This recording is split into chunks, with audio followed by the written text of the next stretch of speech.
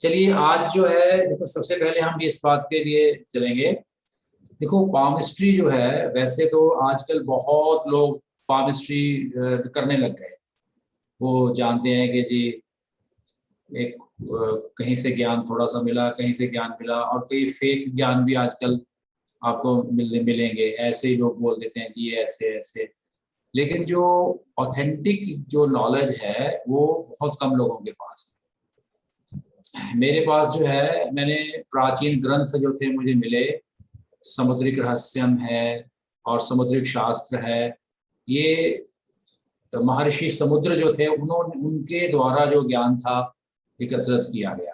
वैसे इसकी प्राचीन जो जो इसकी जो बेस है उसको आप समझ लीजिए कि ज्योतिष जो है, शिक्षा, कल्प, निरुक्त, छंद, ज्योतिष और व्याकरण, तो ये वेद के अंग हैं। शिक्षा, कल्प, निरुक्त, छंद, ज्योतिष, व्याकरण। तो ज्योतिष जो है ये वेद का छठा अंग है। मतलब कि ज्योतिष ज्योतिष वेद का भाग है। वेद का वेद धातु से बना है ज्ञान। संसार में ऋग्वेद है, यजुर्वेद है, सामवेद है और अथर्ववेद। तो जो ऋग्वेद है, यजुर्वेद है, सामवेद है, अथर्ववेद है, तो कला के बीच में आता है। ये कला के क्षेत्र में, कला के जो ज्ञान है व्यक्ति के, जो जिसे समुद्रिक हम चिन्ह जो है, शरीर के चिन्ह देख करके बताना, ये बताना। तो अनादिकाल से सबसे पहले ऋषि मुनि मस्तक देखकर बताया करते थे, ऑरा जिसे कहते हैं। ये सबसे पहले आदि प्रमाण है कि व्यक्ति अपने दिव्य चक्षुओं के द्वारा किसी व्यक्ति को सामने, जैसे मैंने ऑरा रीडिंग कहा आपको, ये चक्र साधना से ये ज्ञान प्रकट हो जाता है, ऐसे नहीं होता। तो आपको एक सिग्नल मिलेंगे उस व्यक्ति के सामने से, जो व्यक्ति बैठा होता है, कि वो कैसा है, सतोगुणी है, रजोगुणी है, तमोगुणी है। गुणों के आधार पर, ग्रहों के आधार पर पता चलता है कि उस व्यक्ति की ऊर्जा कैसी है। आपने देखा होगा कि किसी किसी व्यक्ति के पास आप बहुत कंफर्टेबल होते हैं, दिल करता है सब कुछ उससे बता देते हैं। किसी किसी व्यक्ति के साथ आप अनकंफर्टेबल होते हैं। तो ऊर्जा जिसे केमिस्ट्री कहते हैं, वो यही यही है हमारी, जो एक दूसरे को देखने से होती है। फेस रीडिंग जो है पहले ये था, फिर इसके बाद पामिस्ट्री आई। पामिस्ट्री जो है ये तत्वों के आधार पर ही बनी है। जैसे हमारे जो 5 तत्व हैं, आकाश है, फिर वायु की उत्पत्ति हुई, फिर अग्नि की उत्पत्ति हुई, फिर उसके बाद जल और पृथ्वी। पांचों तत्व जो हैं इसके अंदर, और ये ब्रह्मांड का बहुत बड़ा सिग्नल है। जो ब्रेन में है वही हाथ में, जैसे आप टाइपिंग करते हैं, आप जितना मर्जी इधर उधर देखते रहो, आपके हाथ टाइप करते रहेंगे। इसका संबंध ये है कि जो इलेक्ट्रिकल जो एनर्जी है, इलेक्ट्रिकल एनर्जी जो है, ऊर्जा जो है, वो मस्तिष्क से जुड़ी हुई है हमारे इन पोरों। हाथ का संबंध सीधा मनुष्य के मस्तिष्क से है। हम जब हाथ जोड़ते हैं, देखो उसी समय हमारे मन के ऊपर हो जाता है। और कई बार गुस्से में उंगली दिखाते हैं, तो उसका संबंध भी देखो होता है, ठीक है नहीं?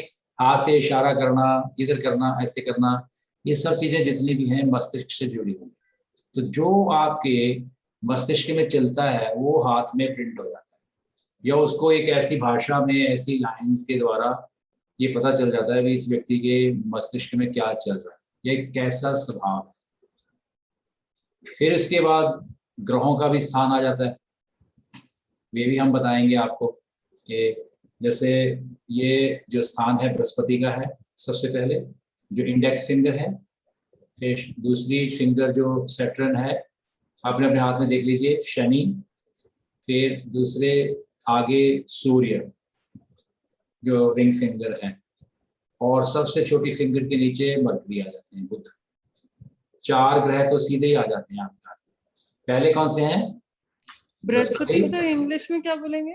जुपिटर। हाँ, जुपिटर। हाँ, देखो दो index finger Jupiter, Saturn finger जो मिडल फिंगर सैटर्न कहते हैं, और रिंग फिंगर को सन, और सबसे छोटी को मरकरी।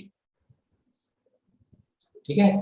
तो 4 ग्रह जो हैं वो हमारे यहाँ है। 5वें शुक्र, जो ये अंगूठे के नीचे ये वाला भाग है, वीनस। वीनस। वीनस कहते हैं। और यहाँ बिल्कुल बॉटम लाइन में जो है ये चंद्र कहते हैं, मून। ये सब हमारे को बुक में लिखा हुआ है या हम नोट कर लें एक बार? है जी, ये सब बुक में है या हम नोट कर लें? ये तो देखो ऐसा होता है कि पामिस्ट्री की जो बेसिक चीजें हैं तभी तो इंटरेस्ट बनेगा ना आपका। ये तो फार्मूला है वैसे ही, मतलब कि ज्योतिष का ये फार्मूला है कि कॉमन बातें हैं ये तो। आगे तो फिर गंभीरता से बताएंगे ना। देखो कम से कम आप हाथ देखना सीख रहे हैं तो भाई कम से कम आपको पता तो होना चाहिए भी ग्रह कहाँ बैठे हैं। हाँ ठीक है ना। ठीक है। तो फिर इसके बाद मार्स आते हैं, मंगल। मंगल जो है ये देखो, ये जो अंगूठा है, जो लाइफ लाइन है हमारी, यहां से लेके इस लाइफ लाइन के अगर बीच में हम ऐसे हाफ कर दें, ऐसे एक लाइन बॉर्डर लाइन बनाए, तो ये तो है इनसाइड मंगल। इनसाइड मंगल जो आपके निजी जीवन से जुड़ा हुआ है, आपकी प्रॉपर्टी कितनी है, आपके पास संपत्ति और आपका वैभव, आपका जीवन कितना सुख दुख पर्सनल है। ये बाहरी मंगल जो होता है ये आपके मस्तिष्क से जुड़ी हुई, करेज कहते हैं इसे, कि आप कितने करेजफुल हैं, कितने एफर्टफुल हैं, कितने आप पॉजिटिव हैं, कितने आपके जीवन में वो संघर्ष से लड़ने की शक्ति है। ये सब चीजें यहाँ से पता चलती हैं। तो इस तरह से ये ज्ञान हुआ। फिर इसके बाद आते हैं राहु। राहु का जो स्थान है वो ये जैसे मंगल से ये रेखाएं यहाँ से आती हैं, ये बड़ा पॉइंट राहु है। राहु ऊपर होता है और केतु नीचे है, ये बॉटम लाइन। ये वाला पॉइंट जो है वो केतु है और यहाँ मंगल वाला राहु। इस तरह से 9 ग्रह जो हैं वो आपके हाथ पे है। चलिए फिर से बताइए ये क्या है इंडेक्स में? जुपिटर जुपिटर और मिडिल सैटर्न, सैटर्न, सन, मर्करी, वीनस, और यहाँ मून, मून, और यहाँ lower Mars and upper Mars. Upper Mars, yes. और ये है राहु। राहु ऊपर बीच यहाँ में है और केतु नीचे, केतु केतु। तो इस तरह से ये आपके 9 ग्रहों के स्थान है और 3 यहाँ मुख्य रेखाएं होती हैं हाथ पे। तो ये सबसे पहले जो होती है ये लाइफ लाइन है और ये है मस्तिष्क रेखा जो बीच वाली, और ये हृदय रेखा, हार्ट रेखा। पहली रेखा हार्ट लाइन, दूसरी मस्तिष्क रेखा, तीसरी आयु। अब मस्तिष्क का मतलब होता है कि ब्रेन कैसा है, उनकी एजुकेशन कैसी है, स्वभाव कैसा है, साइकोलॉजी। हर व्यक्ति की अपनी अपनी नेचर होती है ना, क्योंकि हमारे जीवन में यहाँ शरीर का प्रभाव है, आयु का प्रभाव है, सब कुछ तो मस्तिष्क है। कुछ लोग बहुत उतना ही करते हैं, जीवन में संतोष बहुत ज्यादा होता है। कुछ लोग अपनी लाइफ में एफर्टफुल होते हैं, वो करते ही रहते हैं, कुछ ना कुछ आगे बढ़ना होता है। अलग अलग उनके इंटरेस्ट क्या हैं, उनकी लाइफस्टाइल कैसा है, ये सारा मस्तिष्क रेखा से तो पता चलता है। ठीक है ना जी। तो इस तरह से ये आपके हाथ में ये पता चलता है कि ये 3 रेखाएं हैं और बीच में जो जाने वाली है ये भाग्य रेखा। बीच में जाने वाली कौन सी रेखा है? भाग्य। ये बेसिक चीजें हैं सारी जो मैंने आज आपको। लाइफ लाइन है हमारी भाग्य रेखा। हाँ जी, भाग्य रेखा कौन सी हुई? जो लाइफ भाग्य रेखा मस्तिष्क जो एज लाइन है ना, एज लाइन से ये देखो, मेरे तो बहुत कम है वैसे, यहाँ से लेके जिन लोगों की जितनी लंबी लाइन से, ये हमेशा शनि पे जाती है सीधी भाग्य रेखा। इस बात को हमेशा याद रखना। भाग्य रेखा का जो रीचेबल पॉइंट है वो सैटर्न है, द माउंट ऑफ सैटर्न। ये रेखा कभी भी सूर्य पे नहीं जाएगी, इधर नहीं जाएगी, सीधी केतु से लेके मिडिल फिंगर पे जाएगी।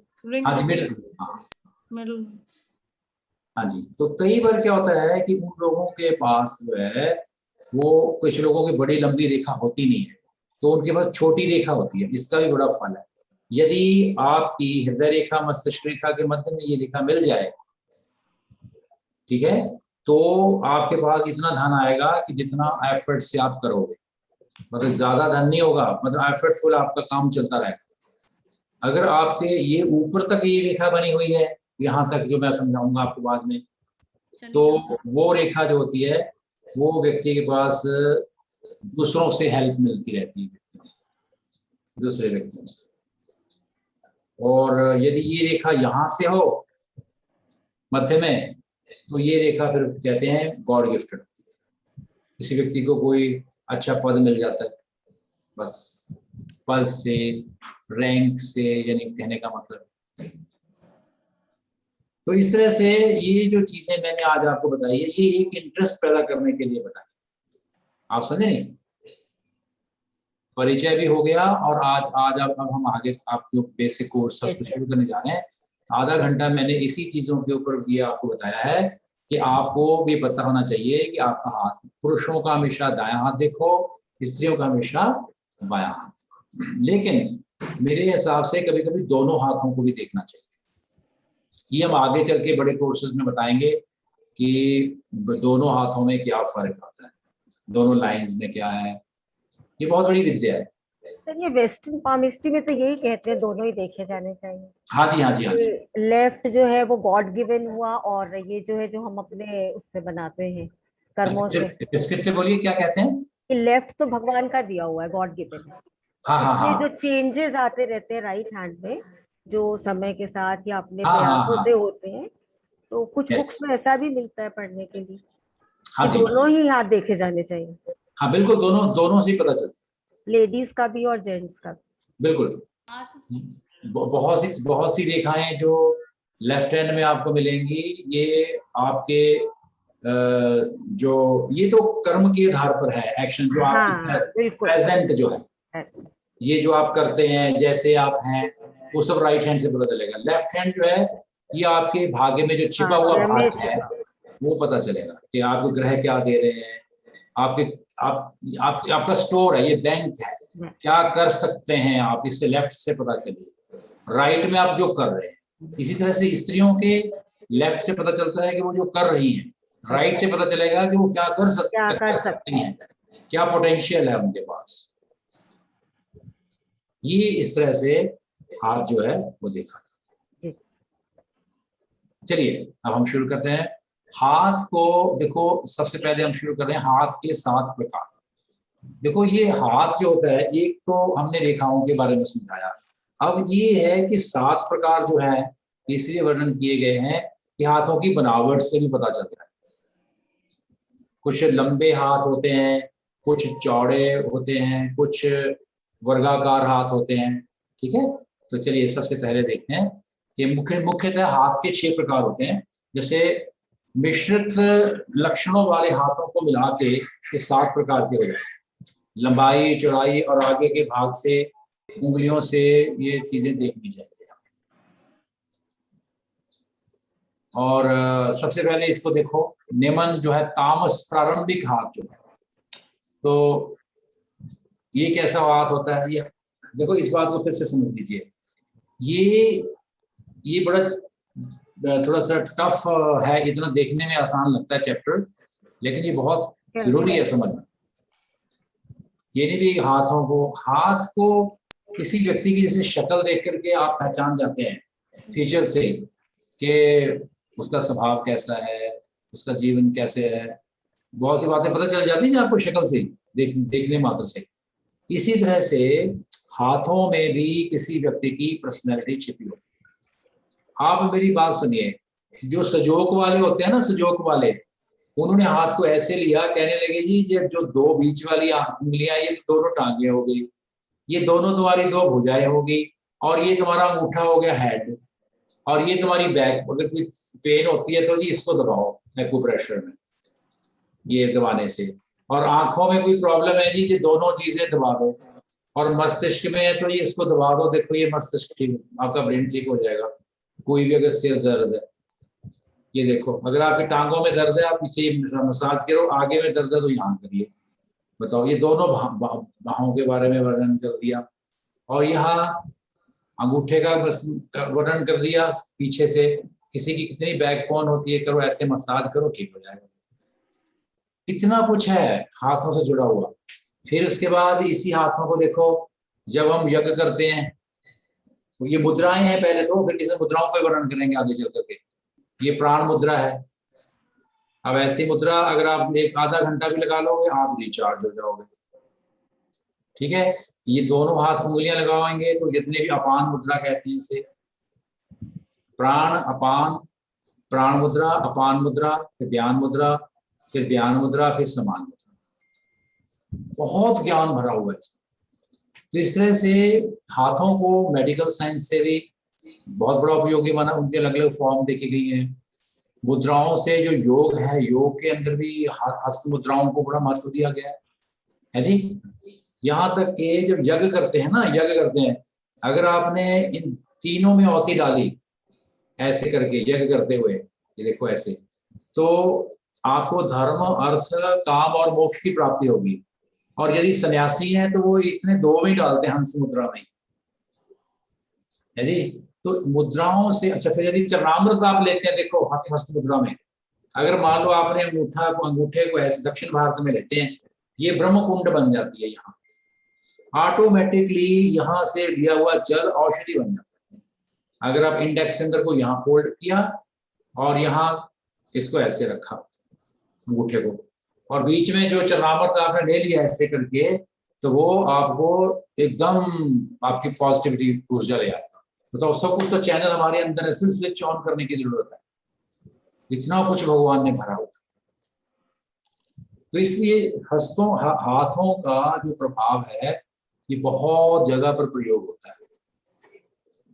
और इसी तरह से जो हाथ हैं, ये व्यक्ति की पर्सनैलिटी है। मैंने आपसे कहा कि जैसा मस्तिष्क होगा वैसा ही आपका हाथ होगा।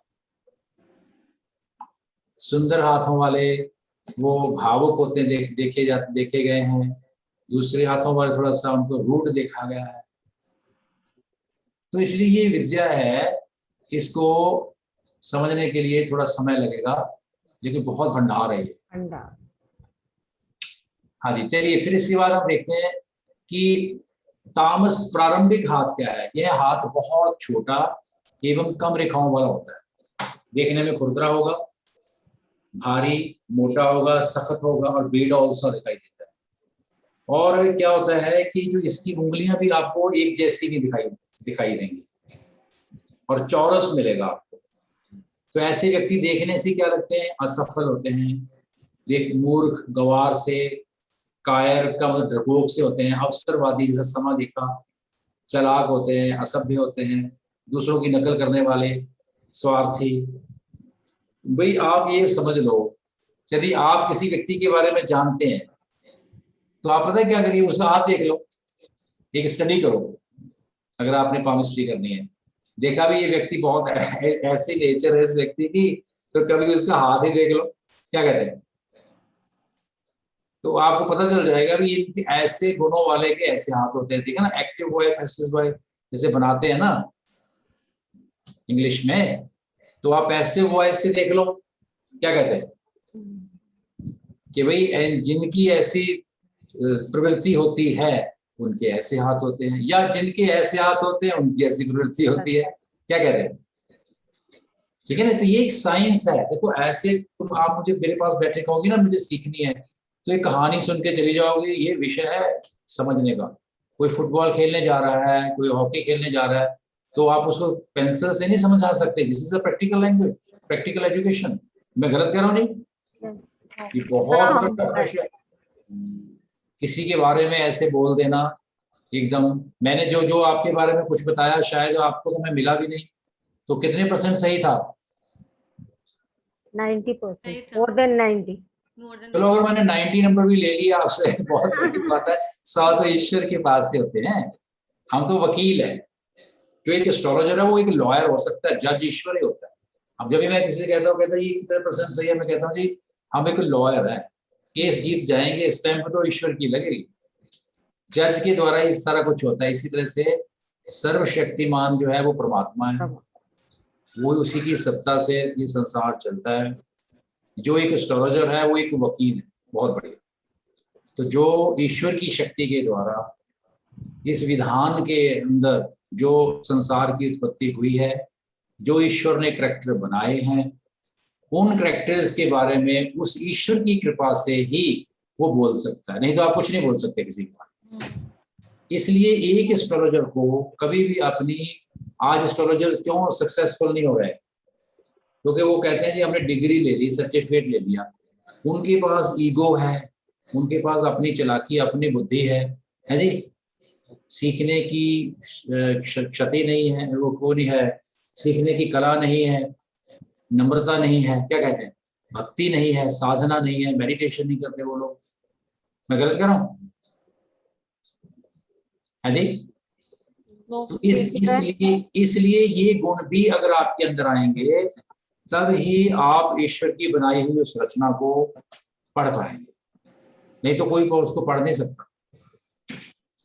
इसलिए ये जो हाथ हमारे को भगवान ने बनाए हैं, ईश्वर ने बनाए हैं, ब्रह्मा जी ने, तो आप दैवी शक्ति के द्वारा थोड़ा सा अपने अंदर अध्यात्म भी आपके अंदर होना चाहिए, तब जाकर के आप मतलब अध्यात्म के द्वारा ईश्वर कृपा से देखो तो आप देखेंगे कि ऐसे जो लोग हैं वो आपको मिलेंगे। और इसके ये फायदे हो जाते हैं कि भाई मान लो किसी व्यक्ति से आप डील कर रहे हैं, जो बिजनेस कर रहे हैं, तो आपको पता चल जाएगा कि भाई ये तो क्रोधी है और बहुत जल्दी अपना स्वभाव बदल लेता, तो आप उसके साथ कोई दोस्ती नहीं करेंगे ना, या कोई डील नहीं करेंगे। चलिए, तो इस तरह से इसको सबसे पहले निम्न मैंने जो कम है, तामस जो है, प्रारंभिक हाथ है। और एक बात हमेशा याद रखिए, कभी भी किसी व्यक्ति को, ज्योतिष का ये पहला सिद्धांत है, कभी भी किसी व्यक्ति को एकदम नहीं कहना है सामने सत्यम ब्रूयात प्रियम ब्रूयात। जब भी किसी को आपने कहना है तो सत्य बोलना, मीठा, ठीक है नहीं। अगर आपने सीधा कह दिया कि अभी आप तो बड़े कायर हैं आप तो बड़े अवसरवादी है, चालाक हैं और सभ्य और नकलची हैं, है जी, बताओ वो छोड़ेगा आपको? क्या कहते हैं?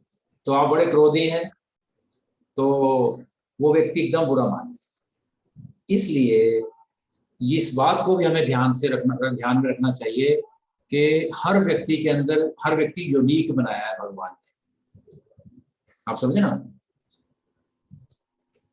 इनकी फोटो नहीं आ, इनका वो चित्र नहीं आ रहा, एक बैठी महिला ही नजर आ रही है बस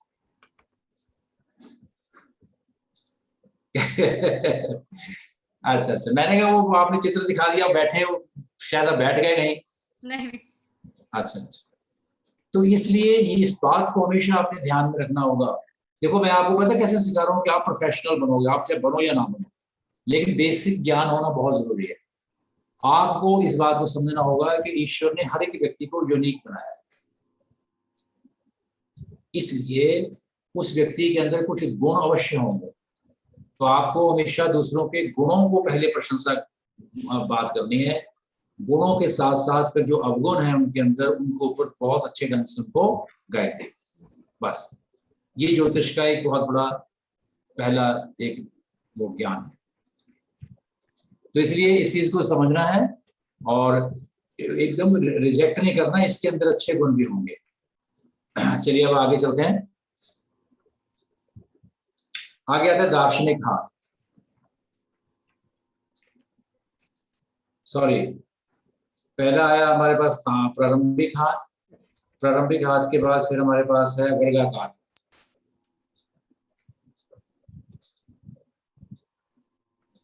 एक मिनट,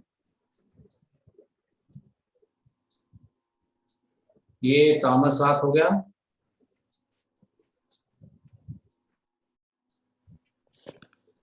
चलिए, कर्मठ और चमसाकार हाथ। आपने देखा होगा कि मुझे ऐसे जो लोग होते हैं उनके मन कैसा होता है कि ये हाथ कुछ लंबा सख्त और हाथ आगे से कुछ हल्का होता है। इस हाथ में अंगुलियां वर्गाकार या चपटी और पर्वत दबे हुए होते हैं। यहाँ ये जो ऐसे हाथ होते हैं नीचे के भाग में ये फैला होता है, नीचे का भाग फैला होता है ज्यादा। इनमें क्या गुण होता है भाई, ये आत्मनिर्भर होते हैं, सेल्फ, किसी के ऊपर भीख नहीं मांगेंगे और हार्ड वर्किंग करेंगे, मेहनत करेंगे। इनकी जो मनोवृत्ति है वो उत्साह वाली है। जो खदान होती हैं उनमें काम करने वाले, सड़क पे काम करने वाले किसान मजदूर जो होते हैं, ये उन लोगों में होते हैं। इनके चेहरे पे बहुत संतोष भी होता है। और ऐसे जो लोग होते हैं नए प्रकार के आविष्कार करने को प्रेरित करते हैं, कुछ ना कुछ नया खोजते रहते हैं। ज्यादातर ऐसे लोग जो होते हैं ये किसान होते हैं ज्यादातर। तो इनको कर्मठ कहा गया है कि कर्म के ऊपर ज्यादा प्रधान होता है। उनको कुछ नहीं देना, कुछ नहीं ऐसा सोचते कि देश में क्या चल रहा है, दुनिया में क्या चल रहा है जी। ना किसी, उनको ज्यादा शौक भी नहीं होते। बस उनके अंदर क्या होता है, क्या कहते हैं इस हाथ को, मेरे बताइए। कर्मठ। हाँ जी, कर्मठ कहते हैं, जो कर्म से जुड़ा हुआ। ये से जो इंग्लिश में जिसको स्पैचुलेट लिखा हुआ है वही वाला हुआ ना? हाँ जी, स्पैचुलेट हैंड जो है चौरस सा। हाँ जी, हाँ जी, उसी का हुआ ना, या ये वर्गाकार होगा? हाँ ये वर्गाकार कहते हैं। आगे वर्गाकार। हाँ जी, तो वर्गाकार जो हाथ है इसमें क्या होता है, उंगलियां लंबी होंगी, समकोण होती हैं और नाखून छोटे मिलेंगे आपको, और हथेली लंबाई और चौड़ाई में बराबर होती है दोनों। ये सर्वाधिक उपयोगी, मतलब कि अच्छा हाथ, सात्विक और व्यापारिक हाथ है। ज्यादातर ऐसे लोग जो होते हैं व्यापारियों के हाथ होते हैं। ऐसे लोग जीवन के हर क्षेत्र में पाए जाते हैं। जैसे धन संचय करने के लिए प्रयत्न करते रहते हैं, हमेशा मेहनती होते हैं।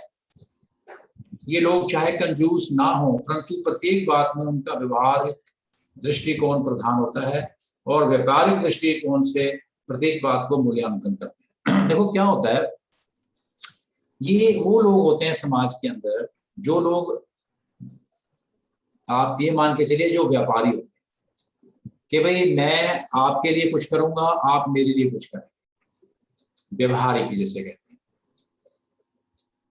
और इसकी पहचान क्या होती है, आप बताइए जरा। मोहन जी, मैं तो नाम, सोहनी जी, सोहनी जी आप बताइए जरा, वर्गाकार हाथ के क्या लक्षण है? आप तो सो गई। नहीं मैं तो जाग रही हूँ।